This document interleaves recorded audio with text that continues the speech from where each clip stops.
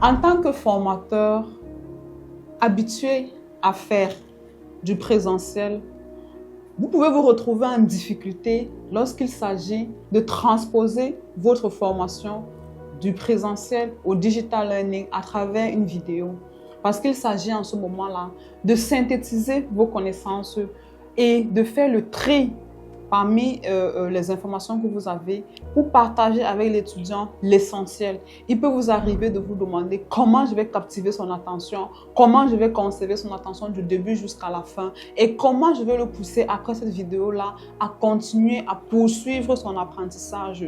Le challenge étant toujours de conserver la bonne énergie, de conserver un environnement engageant et motivant pour l'étudiant. Et ici, aujourd'hui, nous allons voir ensemble comment vous pouvez réaliser ou alors rédiger les scripts de vos vidéos pour proposer à vos étudiants des contenus professionnels et fluides, adaptés au digital learning, qui sont à la fois engageants, motivants et qui poussent vos étudiants à aller jusqu'au bout de leur apprentissage. Je suis Astrid de la Han Academy.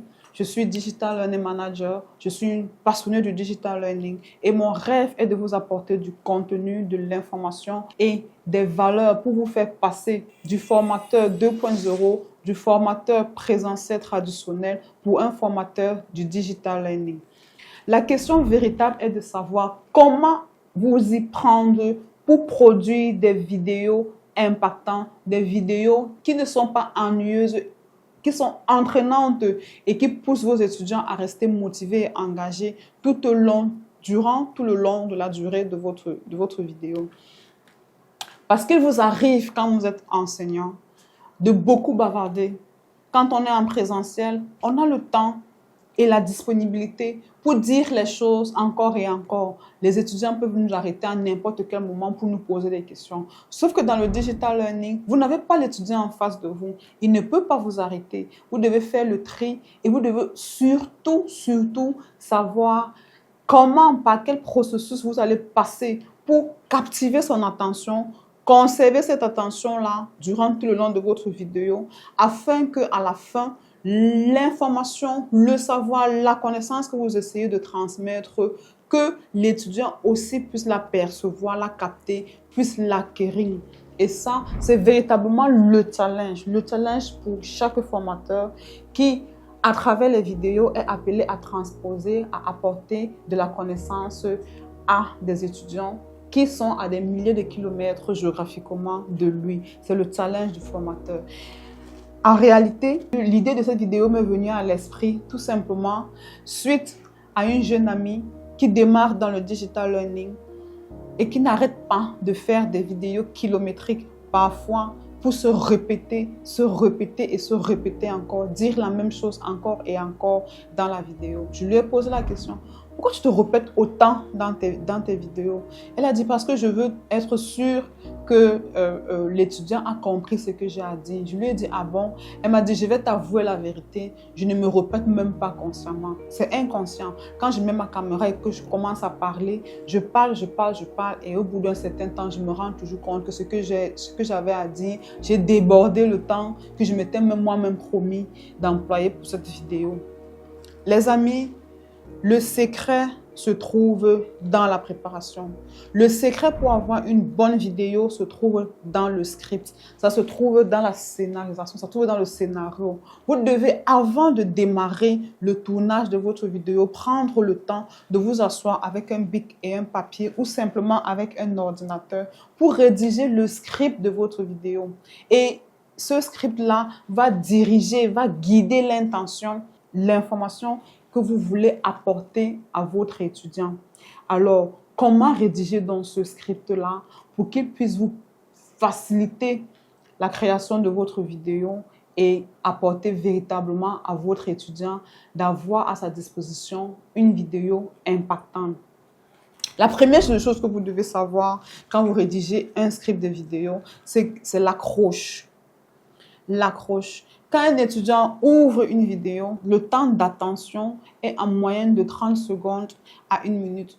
Pendant ces 30 secondes à 1 minute-là, vous devez déjà être capable de dire ou de faire quelque chose qui va permettre à l'étudiant de se dire: ah, ce qu'il a à me dire est peut-être intéressant. Je vais écouter.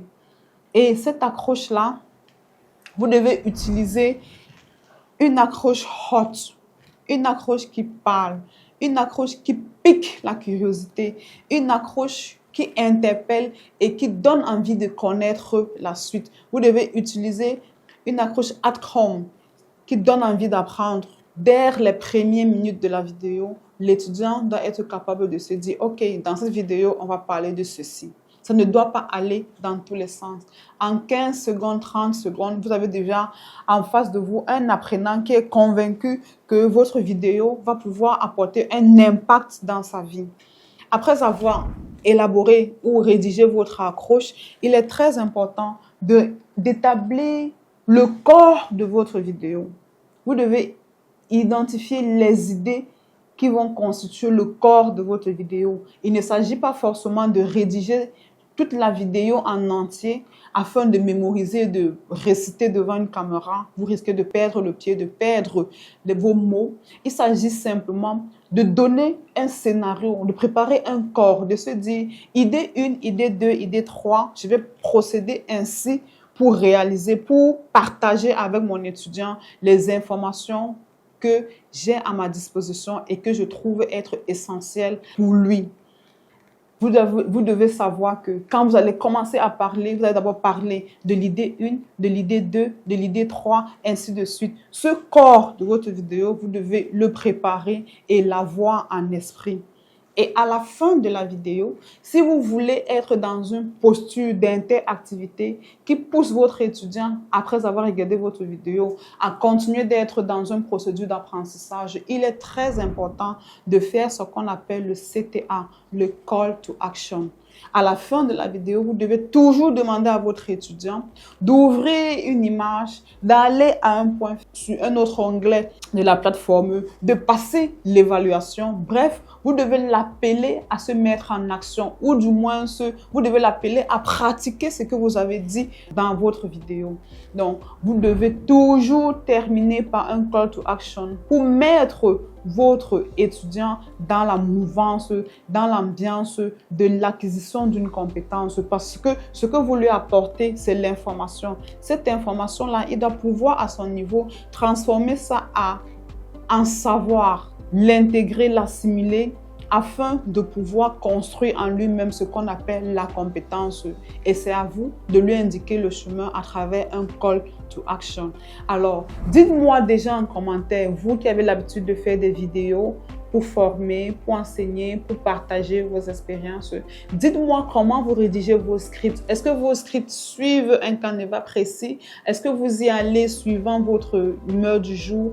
Dites-le nous en commentaire. Partagez avec nous vos bonnes pratiques en termes de production vidéo pour que toute la communauté puisse en profiter. On ne sait jamais, vous avez peut-être une astuce que vous pratiquez et qui pourra aider un autre enseignant, un autre formateur. Donc dites-le nous en commentaire et au passage, n'oubliez pas de liker, de partager, de commenter et surtout de vous abonner massivement sur cette plateforme qui se veut être la plateforme leader en matière d'éducation numérique en Afrique francophone. Merci.